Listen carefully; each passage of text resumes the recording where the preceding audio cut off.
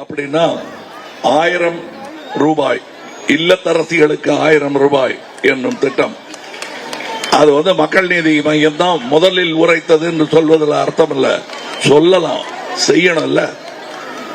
அதை செய்ததற்காகவே நான் இங்கு இருக்கிறேன் என்றால் அது மிகையாகாது.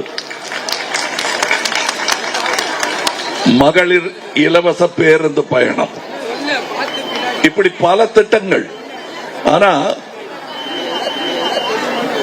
திராவிட மாடல் என்ன அப்படின்னு கிண்டல் அடிக்கிறாங்க. திராவிட மாடல் நாடு பின்பற்ற வேண்டிய மாடல். அதுல ஒண்ணும் ஜாதி வேற்றுமை கிடையாது, எல்லாருக்குமானது இந்த திராவிட மாடல். அதனால் இதை கிண்டல் அடிக்காதீங்க. திராவிடம்ங்கிறது நாடு தழுவியது. அதை நான் முரசொலி மீட்டிங்ல சொன்னேன். நான் அது ஆந்த்ரோபாலஜிக்கல் ட்ரூத், அதை மறுக்கவே முடியாது. இதே மாதிரி முகம் கொண்டவர்கள் இந்தியா பூரா இருக்காங்க. இதே நிற தோலுடன் இந்தியா பூரா இருக்காங்க. திராவிடம் நாடு தழுவியதுதான். அதை அழிக்கிறேன்னு சொல்றது அசட்டுத்தனம், மக்களை மதியாத மடத்தனம். அது நான் ஏதோ கோமா பேசுறேன்னு நினைக்க வேணாம். நல்ல அரசா இருந்தா எந்த அரசா இருந்தாலும் பாராட்ட வேண்டியது நம் கடமை. அடுத்த ஒரு வாய்ப்பு கொடுக்க வேண்டியது நம் கடமை. ஆனா அடுத்த வாய்ப்பு கொடுத்தா இனி எலெக்ஷனே இருக்காதுங்கிற ஒரு நம்பிக்கையை உருவாக்கி விட்டார்கள். நான் அப்படியெல்லாம் அவநம்பிக்கை கொள்ளாதீர்கள். அடுத்த எலெக்ஷன் இல்லாமல்லாம் பண்ணிட்டா பக்கத்து நாட்டுக்காரன் வைவான். அதனால அடுத்த எலெக்ஷன் இருக்கும். ஆனா ஒரே பட்டன் தான் இருக்கும், ஒரே வேட்பாளர் தான் இருப்பாரு.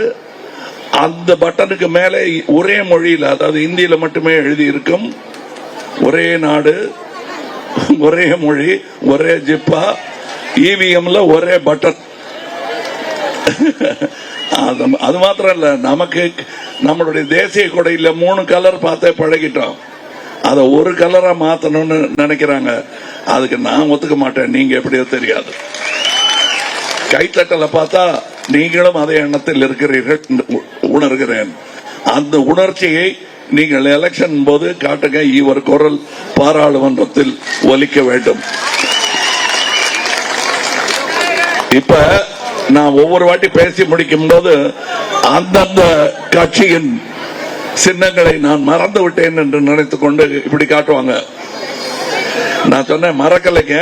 என்னைக்கு பாரத் ஜோடோ யாத்திராக்கு நான் நடந்து போனேனோ அன்னிலிருந்தே நீங்க தெரிஞ்சுக்கலாம் என்னுடைய முடிவு என்ன, எதை நோக்கி பயணித்துக் கொண்டிருக்கிறேன் என்று. நீங்க சொல்லுங்க, எத்தனை வட இந்திய நடிகர்கள் அந்த பாரத் ஜோடோ யாத்திரால கலந்துகிட்டாங்க? அவ்வளவு தூரம் வேணாம், எத்தனை நடிகர்கள் கலந்துகிட்டாங்க? நடிகன் என்பது என் தொழில், அரசியல் என் கடமை. ரெண்டு போத்து யாரு குழப்பிக்க வேண்டாம். கடமைன்னு வரும்போது அதை விட்டுட்டு நான் வருவேன், வந்திருக்கேன். இதுதான் என் தொண்டர்களுக்கு புரிந்த உண்மை. அது அனைவருக்கும் புரிய வேண்டும். இதை புரிந்து கொள்ளுங்கள். தயவு செய்து நாடு நலமாக இருக்க வேண்டும் என்றால் யோசித்து நீங்கள் ஓட்டு போட வேண்டும். நான் இந்த இவருக்கு ஓட்டு போடுங்கன்னு வற்புறுத்துவதற்கான காரணம் நான் யோசித்து விட்டேன். நீங்களும் யோசிங்க. இதுக்கு முன்னாடி பல பணிகளை செய்தவர் இவர். அதனால நீங்க நம்பி முன்னாடி ஒரு அடி எடுத்து வைக்கலாம். இவர் 3 அடி எடுத்து வைப்பாரு. அப்படி வைத்தால் என்ன நடக்கும் என்பது தெரியும். இன்னைக்கு எந்த ஆதாயம் இல்லாம இப்படி அலைய விடுறீங்களே, ஒரு தண்டன் கூட என்ன கேட்டது கிடையாது. இன்னும் சந்தோஷமாக இங்கே வந்து உங்களுடன் தோளுரசி கொண்டிருக்கிறார்கள். அதற்கு காரணம் அவர்கள் நம்புகிறார்கள் நாளை நமதே என்று. நாளை நமதே. வணக்கம்.